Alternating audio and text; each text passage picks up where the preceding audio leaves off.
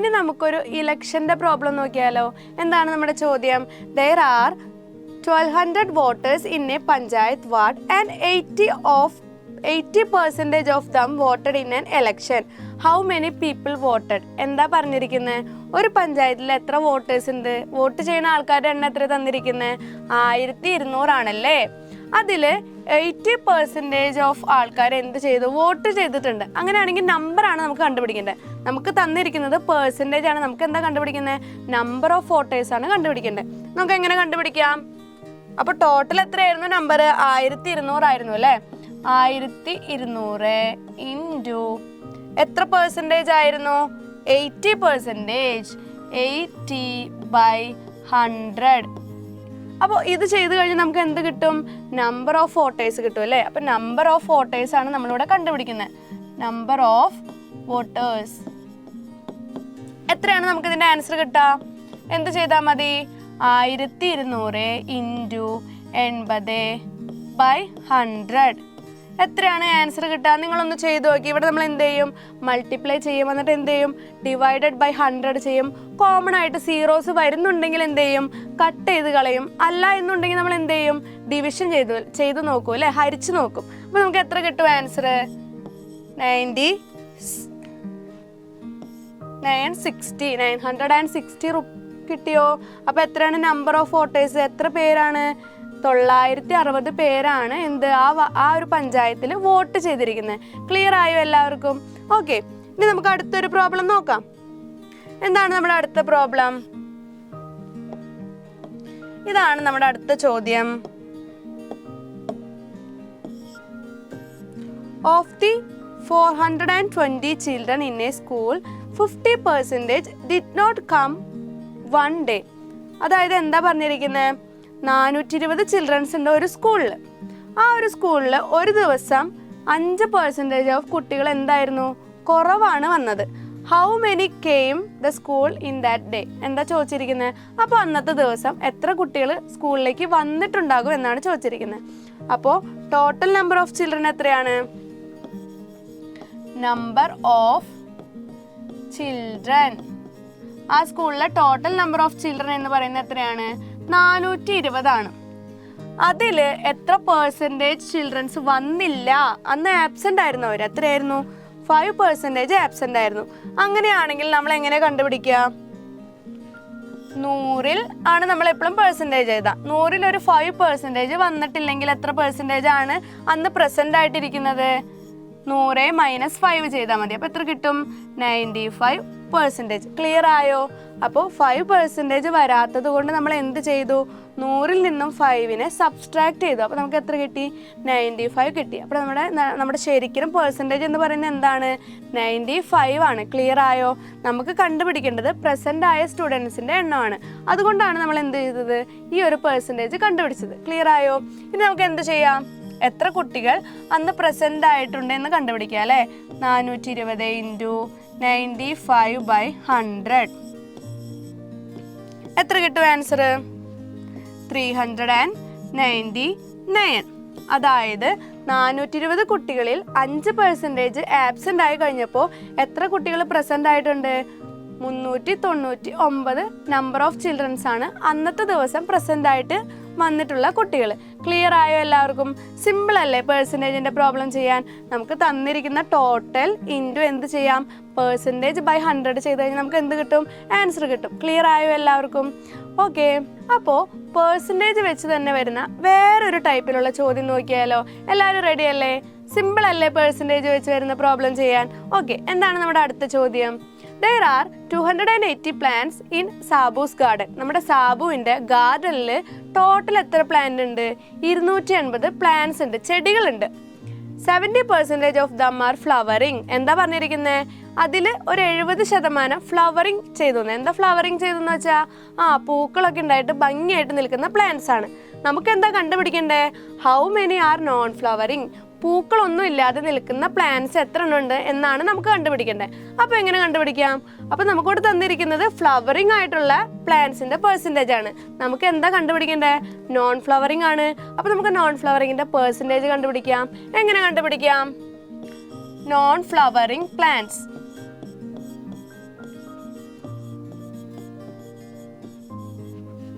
Non flowering ആയിട്ടുള്ളത് എത്ര ഉണ്ടെന്ന് നമുക്ക് എങ്ങനെ കണ്ടുപിടിക്കാം? 70% ഫ്ലവറിങ്ങിൽ പോയി. അപ്പോൾ ബാക്കിയുള്ളതല്ലേ നോൺ ഫ്ലവറിങ്. അപ്പോൾ എന്ത് ചെയ്താൽ മതി? 100 മൈനസ് 70 എത്ര കിട്ടും? എത്രയാണ് കിട്ടുന്നത്? 30%. ക്ലിയർ ആയോ? ഓക്കെ, അപ്പൊ നമുക്കിനി കണ്ടുപിടിക്കാലോ number of non flowering plants. Number of non flowering plants. Non flowering plants എങ്ങനെ എഴുതാം? നമുക്ക് പെർസെൻറ്റേജ് കിട്ടി, ടോട്ടൽ നമ്പർ കിട്ടിയിട്ടുണ്ട്. അപ്പോൾ എന്ത് ചെയ്താൽ മതി? 280 ഇൻറ്റു 30/100. ക്ലിയർ ആയോ? എത്ര കിട്ടും നമുക്ക് ആൻസർ? 84. അതായത് എത്ര number of non flowering plants ഉണ്ട്? 84 എണ്ണമാണ് പൂക്കളൊന്നും ഇല്ലാതെ നിൽക്കുന്ന ചെടികളുടെ എണ്ണം. ക്ലിയർ ആയോ എല്ലാവർക്കും? ഓക്കെ, ഇതുപോലെ തന്നെ വരുന്ന കുറച്ച് വെറൈറ്റി ആയിട്ടുള്ള വേറൊരു പ്രോബ്ലം നോക്കിയാലോ? എല്ലാവരും റെഡി അല്ലേ? ഓക്കെ, എന്താണ് നമ്മുടെ problem? There are 480 vehicles in a parking lot. അതായത് ഒരു പാർക്കിംഗ് ഗ്രൗണ്ടിൽ എത്ര വെഹിക്കിൾസ് ഉണ്ട്? 480 വെഹിക്കിൾസ് ഉണ്ട്. അതായത് വണ്ടികളുണ്ട്, 480 വാഹനങ്ങളുണ്ട്. Of these 45% are motorbike. അതിൽ 45% എത്രയാണ്? ബൈക്കുകളാണ്. അപ്പൊ നമുക്ക് എഴുതാം മോട്ടോർ ബൈക്ക്. മോട്ടോർ ബൈക്ക് എത്രയാണ്? 45%. പിന്നെ എന്താ പറഞ്ഞിരിക്കുന്നത്? ആൻഡ് 4 അല്ല, ഇവിടെ എത്രയാ? 40 ആണ് കേട്ടോ. നമ്മുടെ ടെക്സ്റ്റ് ബുക്കിൽ 40% ആണ്. അപ്പോൾ 40% ആർ കാർസ്. എന്താ പറഞ്ഞിരിക്കുന്നത്? കാറുകൾ എത്ര ശതമാനം ഉണ്ട്? 40%.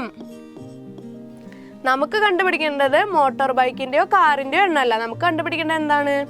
The rest are mini buses. അതായത് ഈ 45% മോട്ടോർ ബൈക്കുകളും 40% കാറുകളും ബാക്കിയുള്ളത് എന്താണ്? Mini bus. ചെറിയ ചെറിയ ബസ്സുകൾ ഉണ്ടല്ലോ, മിനി ബസ്സുകളും ആണ്. നമുക്ക് കണ്ടുപിടിക്കേണ്ടത് എന്താണ്? How many mini buses are there. അവിടെ എത്ര നമ്പർ ഓഫ് മിനി ബസ്സസ് ഉണ്ടെന്ന്. എങ്ങനെ കണ്ടുപിടിക്കുക? നമുക്ക് മിനി ബസ്സസിന്റെ പെർസെൻറ്റേജ് തന്നിട്ടില്ല അല്ലേ? നമുക്ക് ആകെ മോട്ടോർ ബൈക്കിന്റെയും കാറിന്റെയും പെർസെൻറ്റേജ് തന്നിട്ടുള്ളൂ.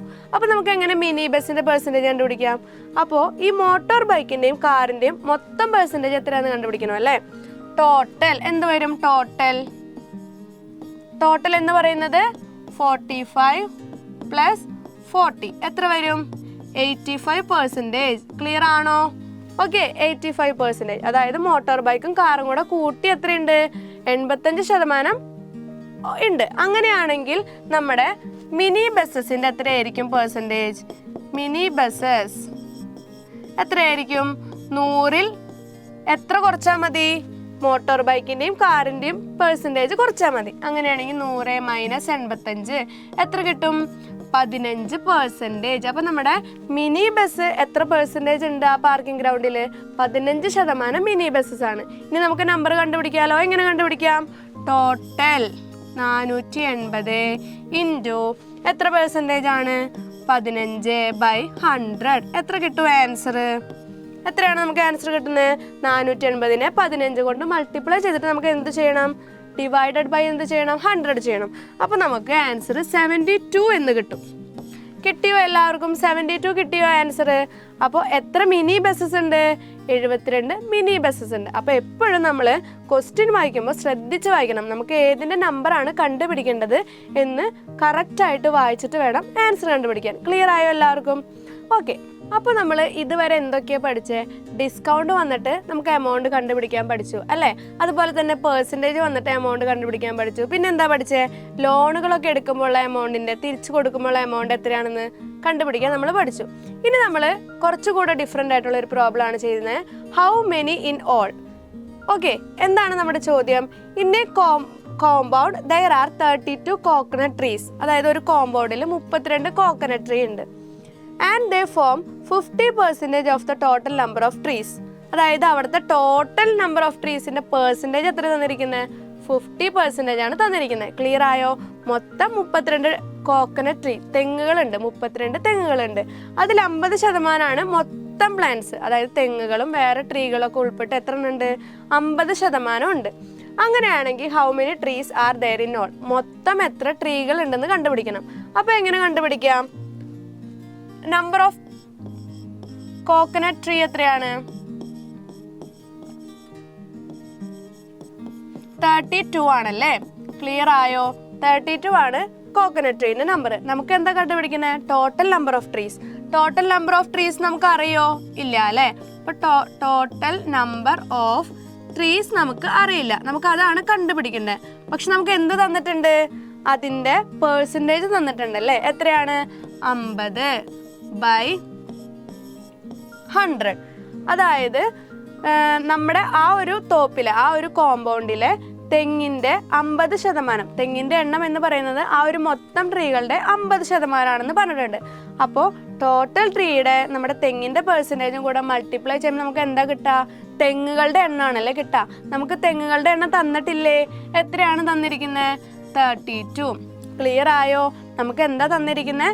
32 കോക്കനട്ട് ട്രീസ് ഉണ്ടെന്ന് പറഞ്ഞിട്ടുണ്ട്. പിന്നെ എന്താ പറഞ്ഞിരിക്കുന്നത്? അവരുടെ പെർസെൻറ്റേജ് എത്രയാണെന്ന് പറഞ്ഞിട്ടുണ്ട്? 50% പറഞ്ഞിട്ടുണ്ട്. നമ്മുടെ അടുത്ത് എന്താ കണ്ടുപിടിക്കാൻ പറഞ്ഞിരിക്കുന്നത്? Total number of trees. ഇനി നമുക്ക് എങ്ങനെ കണ്ടുപിടിക്കാം? ഇവിടെ ഈ ടോട്ടൽ നമ്പർ ഓഫ് ട്രീസ് കണ്ടുപിടിച്ചാൽ പോരെ. അപ്പൊ നമുക്ക് എഴുതാം ടോട്ടൽ നമ്പർ ഓഫ് ട്രീസ്. എങ്ങനെ എഴുതാം? ടോട്ടൽ നമ്പർ ഓഫ് ട്രീസ് കണ്ടുപിടിക്കാൻ നമുക്ക് എന്ത് ചെയ്യാം? ഈ 50/100 എന്ത് ചെയ്യാം? ഈ ഈക്വൽ ടുവിന്റെ അപ്പുറത്തേക്ക് കൊണ്ടുപോകാം അല്ലേ. നമ്മൾ പഠിച്ചിട്ടില്ല അങ്ങനെയുള്ള പ്രോബ്ലംസ് ഒക്കെ. അപ്പൊ എങ്ങനെ ചെയ്യാം? ആദ്യം 32 എഴുതാം. പിന്നെ എന്ത് എഴുതാം? ഇവിടെ 50/100 ഉള്ളത് ഈക്വൽ ടുവിന്റെ അപ്പുറത്തേക്ക് പോകുമ്പോൾ എന്താ? റെസിപ്രോക്കൽ ആവും. എന്തായിരുന്നു റെസിപ്രോക്കൽ? കഴിഞ്ഞ ചാപ്റ്ററിൽ നമ്മൾ പഠിച്ചതാണല്ലോ. റെസിപ്രോക്കൽ എന്ന് വെച്ചാൽ എന്താണ്? ഡിനോമിനേറ്റർ ന്യൂമറേറ്ററിലേക്കും ന്യൂമറേറ്റർ എന്ത് ചെയ്യും? നമ്മൾ ഡിനോമിനേറ്ററിലേക്ക് എഴുതും അല്ലേ. അപ്പോൾ ഇവിടെ എന്താ സംഭവിക്കുന്നത്? ഇൻറ്റു താഴെ കിടക്കുന്ന 100 ഈക്വൽ ടുവിന്റെ അപ്പുറത്തേക്ക് പോകുമ്പോൾ എന്താവും? മുകളിലേക്ക് വരും അല്ലേ. അതുപോലെ തന്നെ മുകളിൽ കിടക്കുന്ന 50 എന്ത് ചെയ്യും? താഴേക്ക് പോകും. ക്ലിയർ ആയോ? ഇനി എന്ത് ചെയ്താൽ മതി? നമ്മൾ സാധാരണ ചെയ്യുന്ന പോലെ ചെയ്താൽ മതി. 32 ഇൻറ്റു 100/50 എത്ര കിട്ടും ആൻസർ? 64. അപ്പോൾ അവിടെ ടോട്ടൽ നമ്പർ ഓഫ് ട്രീസ് എത്രയാണ്? 64. ഈ 64 നമ്പർ ഓഫ് ട്രീസിൽ 32 നമ്പർ ഓഫ് കോക്കനട്ട് ട്രീസ് ആണെന്നാണ് നമുക്ക് പറഞ്ഞിരിക്കുന്നത്. അപ്പോൾ എങ്ങനെ ആൻസർ കണ്ടുപിടിക്കുന്നതെന്ന് ക്ലിയർ ആയോ? എല്ലാവർക്കും മനസ്സിലായോ? ഇഷ്ടപ്പെട്ടോ ഈ ഒരു പ്രോബ്ലം? ഓക്കെ. അപ്പോൾ നമ്മൾ ഇപ്പോൾ ചെയ്ത പോലെ തന്നെയുള്ള ഒരു പ്രോബ്ലം ആണ് നമ്മൾ ഇനിയും ചെയ്യാൻ പോകുന്നത്. അപ്പോൾ എന്താണ് നമ്മുടെ ചോദ്യം? 26 children of A class got A grade in A exam. അതായത് ഒരു ക്ലാസ്സിൽ 26 ചിൽഡ്രൻസിന് എന്ത് കിട്ടി? എ ഗ്രേഡ് കിട്ടി എക്സാമിന്. Okay. It is 65% of the total number in the class. അതായത് ആ എ ഗ്രേഡ് കിട്ടിയ കുട്ടികളുടെ പെർസെൻറ്റേജ് ആണ് എത്ര തന്നിരിക്കുന്നത്? 65%. അപ്പോൾ നമുക്ക് എന്ത് എഴുതാം? 65% ഓഫ് ചിൽഡ്രൻ എന്ന് പറയുന്നത് എത്രയാണ് എണ്ണം? എ ഗ്രേഡ് കിട്ടിയ കുട്ടികളുടെ എണ്ണമാണ് എന്ത് തന്നിരിക്കുന്നത്? 65%. അപ്പോൾ എത്രയാണ് എണ്ണം? 26. ക്ലിയർ ആയോ? അങ്ങനെയാണെങ്കിൽ how many are there in a class? അതായത് ആ ക്ലാസ്സിൽ മൊത്തം എത്ര കുട്ടികളുണ്ടെന്ന്. ആ ക്ലാസ്സിലെ 65% കുട്ടികളാണ് എന്തെന്ന് പറയുന്നത്? 26 കുട്ടികൾ എന്ന് പറയുന്നത്. 26 ആണോ ടോട്ടൽ നമ്പർ? അല്ല. 26 പേർക്ക് എന്ത് കിട്ടി എന്ന് പറയുന്നത്? എ ഗ്രേഡ് കിട്ടി എന്നാണ് പറയുന്നത്. അപ്പോൾ നമുക്കിനി എന്ത് കണ്ടുപിടിക്കണ്ടേ? ടോട്ടൽ നമ്പർ ഓഫ് ചിൽഡ്രൻ കണ്ടുപിടിക്കാലോ. എങ്ങനെ കണ്ടുപിടിക്കാം? അതായത് ടോട്ടൽ നമ്പർ ഓഫ് ചിൽഡ്രൻ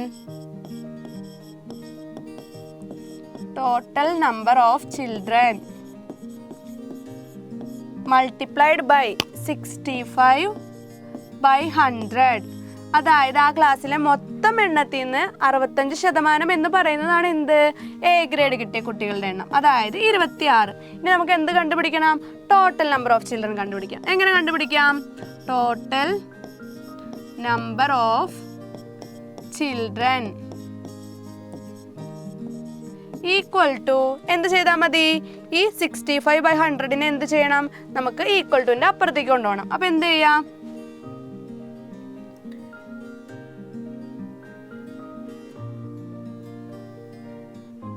എന്ത് ചെയ്താൽ മതി? ഈ 26 എന്ത് ചെയ്യണം? 65 അപ്പുറത്തേക്ക് പോകുമ്പോൾ 65 മുകളിൽ കിടക്കുന്നതുകൊണ്ട് 65 ഈക്വൽ ടുവിന്റെ അപ്പുറത്തേക്ക് പോകുമ്പോൾ എന്ത് വരും? താഴത്തേക്ക് വരും. മുകളിലേക്ക് വരുന്നത് എന്താണ്? താഴെ കിടക്കുന്ന 100 ആണല്ലേ. അപ്പൊ 100/65. ക്ലിയർ ആയോ? അപ്പൊ എത്ര കിട്ടും? ടോട്ടൽ നമ്പർ ഓഫ് ചിൽഡ്രൻ എത്ര കിട്ടും? Equal to 40. അതായത് ആ ക്ലാസ്സിലെ മൊത്തം കുട്ടികളുടെ എണ്ണം എത്രയാണ്? 40 ആണ്. അതിൽ 26 കുട്ടികൾക്കാണ് എന്ത് കിട്ടിയിരിക്കുന്നത്? എ ഗ്രേഡ് കിട്ടിയിരിക്കുന്നത്. ക്ലിയർ ആയോ? അപ്പോൾ ഇവിടെ നമുക്ക് ചോദിച്ചിരിക്കുന്നത് എന്താണ്? എപ്പോഴും ടോട്ടൽ നമ്പർ ഓഫ് ആണ് കണ്ടുപിടിക്കുന്നത്. ഇത്രയും നേരം നമുക്ക് തന്നിരിക്കുന്ന ക്വസ്റ്റിൽ ടോട്ടൽ നമുക്ക് തന്നിട്ടുണ്ടായിരുന്നു. അതിൽ ഓരോ കാര്യങ്ങൾ മാത്രമാണ് ചോദിച്ചിട്ടുണ്ടായിരുന്നത്. ഇവിടെ നമുക്ക് ചെറിയൊരു കാര്യം മാത്രം തന്നിട്ട് ടോട്ടൽ നമ്പർ ഓഫ് എത്രയാണ് എന്നാണ് കണ്ടുപിടിക്കാൻ ചോദിച്ചിരിക്കുന്നത്. അപ്പോൾ ഇങ്ങനെയുള്ള പ്രോബ്ലംസ് എങ്ങനെ ചെയ്യാമെന്ന് ക്ലിയർ ആയോ എല്ലാവർക്കും? ഓക്കെ. അപ്പോൾ ഹൗ മെനി ഇൻ ഓൾ എന്ന രീതിയിൽ വരുന്ന 2 പ്രോബ്ലംസ് നമ്മൾ ചെയ്ത് നോക്കി അല്ലേ? ഇതുപോലെ കുറച്ചുകൂടെ എക്സാമ്പിൾസ് നമ്മുടെ ടെക്സ്റ്റിലുണ്ടല്ലേ നമുക്ക് ചെയ്യാനായിട്ട്. അപ്പോൾ നമുക്കതൊന്ന് ചെയ്ത് നോക്കാം. എന്താ നമ്മുടെ ചോദ്യം? Jayan spend 8,400 rupees in A month for food. എന്താണ്? ജയൻ അവൻ്റെ സാലറിയുടെ 8,400 8,400 rupees എന്തിനു വേണ്ടി ചിലവാക്കാം? ഫുഡിന് വേണ്ടി ചിലവാക്കാം. അതായത് and it's 35% of his earning. അതായത് അവൻ്റെ ഏണിങ്സ്, അവന് കിട്ടുന്ന സാലറിയുടെ 35% അവൻ എന്ത് ചെയ്യുക? ഫുഡിന് വേണ്ടിയാണ് ചിലവാക്കുന്നത്. How much did he earn that month? അങ്ങനെയാണെങ്കിൽ ആ ഒരു മാസം ജയൻ ഏൺ ചെയ്ത പൈസയാണ് നമുക്ക് കണ്ടുപിടിക്കേണ്ടത്, എമൗണ്ട് ആണ് കണ്ടുപിടിക്കേണ്ടത്. ക്ലിയർ ആയോ? നമുക്ക് എന്താ തന്നിരിക്കുന്നത്? ഫുഡിൻ്റെ പെർസെൻറ്റേജ് തന്നിട്ടുണ്ടല്ലേ? അതുപോലെ തന്നെ ഫുഡിന് എത്ര എമൗണ്ട് ചിലവാക്കിയെന്ന് തന്നിട്ടുണ്ട്. നമുക്ക് എന്താ കണ്ടുപിടിക്കേണ്ടത്? ടോട്ടൽ ഏണിങ്സ് ആണ് കണ്ടുപിടിക്കേണ്ടത്. അപ്പോൾ നമുക്ക് എന്താ എഴുതാം? 35% ഓഫ് ഏണിങ്സ് എന്ന് പറയുന്നത് എത്രയാണ്? Amount 8,400 rupees. ക്ലിയർ ആയോ? നമുക്ക് കണ്ടുപിടിക്കേണ്ടത് എന്താണ്? ടോട്ടൽ എമൗണ്ട് ആണല്ലേ? ടോട്ടൽ ഏണിങ്സ് ആണ് നമുക്ക് കണ്ടുപിടിക്കേണ്ടത്. അപ്പോൾ ടോട്ടൽ ഏണിങ്സ് നമുക്ക് അറിയില്ല. അപ്പോൾ ടോട്ടൽ ഏണിങ്സിന് പകരം നമുക്ക് എന്ത് തന്നിട്ടുണ്ട്? ഫുഡിൻ്റെ പെർസെൻറ്റേജ് തന്നിട്ടുണ്ടല്ലേ? അപ്പോൾ എന്ത് എഴുതാം? 35/100 ഈക്വൽ ടു എത്ര എമൗണ്ട് ചിലവാക്കുന്നുണ്ട് ഫുഡിന് വേണ്ടിയിട്ട്? 8,400 rupees. ക്ലിയർ ആയോ? അപ്പോൾ എന്താ നമ്മൾ പറഞ്ഞത്? 8,400 rupees ഫുഡിന് വേണ്ടി ചിലവാക്കുന്ന എമൗണ്ട് ഉണ്ട്. അത് എത്ര പെർസെൻറ്റേജ് ആണെന്നാണ് പറഞ്ഞത്? 35% ആണെന്നാണ് പറഞ്ഞത്. ടോട്ടൽ ഏണിങ്സ് എങ്ങനെ കണ്ടുപിടിക്കാം? ടോട്ടൽ ഏണിങ്സ് ഈക്വൽ ടു എന്ത് വരും? 8,400 ഇൻറ്റു എന്ത് ചെയ്താൽ മതി? 35/100 ഈക്വൽ ടുൻ്റെ അപ്പുറത്തേക്ക് കൊണ്ടുപോകാം. അപ്പോൾ എന്ത് വരും? റെസിപ്രോക്കൽ വരും. 100/35. എത്ര റുപ്പീസാണ് വരുന്നത് ടോട്ടൽ ഏണിങ്സ്? 24,000 rupees. ക്ലിയർ ആയോ എല്ലാവർക്കും? അപ്പോൾ അവൻ്റെ ടോട്ടൽ ഏണിങ്സ് എത്രയാണ്? 24,000 ആണ്. അതിൽ 8,400 അവൻ എന്തിനു വേണ്ടി മാറ്റി വയ്ക്കുകയാണ്? ഫുഡിന് വേണ്ടി മാറ്റി വയ്ക്കുകയാണ്. ക്ലിയർ ആയോ? അപ്പോൾ ഇവിടെയൊക്കെ ചോദിക്കുന്നത് ടോട്ടലാണ് ചോദിക്കുന്നത് നമ്മുടെ അടുത്ത്. അപ്പോൾ എല്ലാവരും ശ്രദ്ധിച്ച് ക്വസ്റ്റ്യൻ വായിച്ചിട്ട് ആൻസർ ചെയ്യുക. ഇനി ഇതുപോലെ വരുന്ന ഒരു ക്വസ്റ്റ്യനും കൂടെ നമുക്ക് ചെയ്ത് നോക്കാം. ഓക്കെ, എന്താ നമ്മുടെ ചോദ്യം?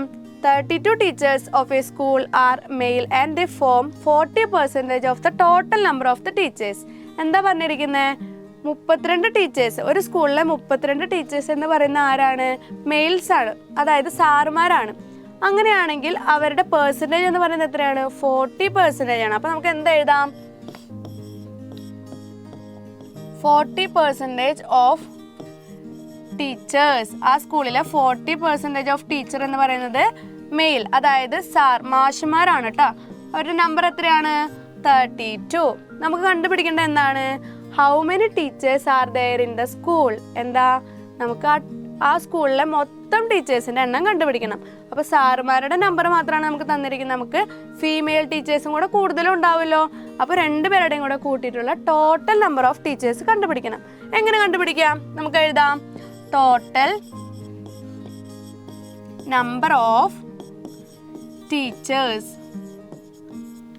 ഈ ടോട്ടൽ നമ്പർ ഓഫ് ടീച്ചേഴ്സിനോട് 40/100 ചെയ്യുന്നതാണല്ലോ നമ്മുടെ മെയിൽ ടീച്ചേഴ്സിൻ്റെ എണ്ണം, അതായത് 32. നമ്മൾ ഇതുവരെ ചെയ്ത അങ്ങനെയല്ലേ? അപ്പോൾ നമുക്ക് എങ്ങനെ ചെയ്യാം? Total number of teachers equal to എന്ത് ചെയ്യാം? 32 ഇൻറ്റു 100/40. എത്ര കിട്ടും നമുക്ക് ആൻസർ? 32/100 ഇൻറ്റു 40 80. എത്ര കിട്ടും? 80. അതായത് ആ സ്കൂളിൽ മൊത്തം മൊത്തം എത്ര ടീച്ചേഴ്സ് ഉണ്ട്? 80 ടീച്ചേഴ്സ് ഉണ്ട്. ക്ലിയർ ആയോ? അതായത് നമുക്ക് തന്നിരിക്കുന്ന 32 ടീച്ചേഴ്സ് എന്താണ്? മെയിലാണ്. അപ്പോൾ എന്തായാലും അവിടെ ഫീമെയിൽ ടീച്ചേഴ്സ് ഉണ്ടാവും. അപ്പോൾ രണ്ടുപേരും കൂടെ കൂട്ടിയിട്ടുള്ളത് എങ്ങനെ കണ്ടുപിടിക്കാം? നമുക്ക് തന്നിരിക്കുന്ന പെർസെൻറ്റേജ് വെച്ച് നമ്മൾ എന്ത് ചെയ്തു? മെയിൽ ടീച്ചേഴ്സിൻ്റെ എണ്ണം എഴുതി അല്ലേ? അതിൽ നിന്ന് നമ്മൾ എന്ത് കണ്ടുപിടിച്ചു? ടോട്ടൽ നമ്പർ ഓഫ് ടീച്ചേഴ്സ് കണ്ടുപിടിച്ചു. അവിടെ നമ്മൾ എന്താ ചെയ്തത്? 40/100 എന്ത് ചെയ്യണം? ഈക്വൽ ടുവിൻ്റെ അപ്പുറത്തേക്ക് കൊണ്ടുപോകണം. എങ്ങനെ കൊണ്ടുപോകും? അപ്പുറത്തേക്ക് കൊണ്ടുപോകുമ്പോൾ ഇവിടെ എഴുതിയാണ് എൻ്റെ റെസിപ്രോക്കൽ. റെസിപ്രോക്കൽ എന്ന് പറഞ്ഞാൽ എന്താ? ന്യൂമറേറ്ററിലുള്ളത് ഡിനോമിനേറ്ററിലേക്ക് ആവും, ഡിനോമിനേറ്ററിലുള്ളതിൽ എന്താവും? മുകളിലേക്കാവും. എന്നിട്ട് എന്ത് ചെയ്യുക? സാധാരണ ചെയ്യുന്ന പോലെ എന്ത് ചെയ്യുക? മൾട്ടിപ്ലൈ ചെയ്യുക, ഡിവൈഡഡ് ബൈ എന്താ? 40 ചെയ്യുക. അപ്പോൾ നമുക്ക് എത്ര കിട്ടും ആൻസർ? 80 കിട്ടും ആൻസർ. അപ്പോൾ 80 ആ സ്കൂളിലെ ടീച്ചേഴ്സിൻ്റെ ടോട്ടൽ എണ്ണം. ക്ലിയർ ആയോ എല്ലാവർക്കും? ഓക്കെ. അപ്പോൾ ഇനി നമ്മൾ പെർസെൻറ്റേജിന് തന്നെ വേറൊരു ഡിഫറെൻറ്റ് ലെവൽ ഓഫ് ക്വസ്റ്റ്യൻ ആണ് ചെയ്ത് നോക്കാൻ പോകുന്നത്. എന്താ നമ്മുടെ ചോദ്യം? The price of a bicycle was 3,400 rupees last month. അതായത് കഴിഞ്ഞ മാസം വരെ ആ ഒരു സൈക്കിളിൻ്റെ വില 3,400 റുപ്പീസ് ആണ്. Now it is reduced by 50%. എന്നാൽ ഇപ്പോൾ എന്ത് ചെയ്തേക്കാണ്? 15% കുറച്ചേക്കാണ് എന്ത്?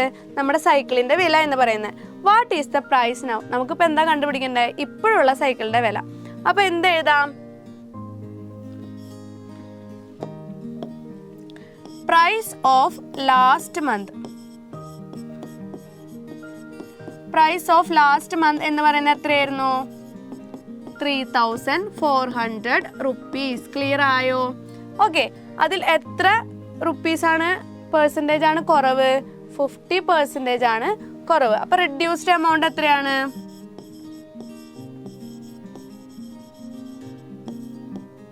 റെഡ്യൂസ്ഡ് പെർസെൻറ്റേജ് എത്രയാണ്? 50%. അപ്പോൾ ന്യൂ പെർസെൻറ്റേജ് എന്ത് വരും? പുതിയ പെർസെൻറ്റേജ് എത്രയാ വരാം? എത്ര വരും? 100ൽ നിന്ന് നമ്മൾ എന്ത് ചെയ്യണം?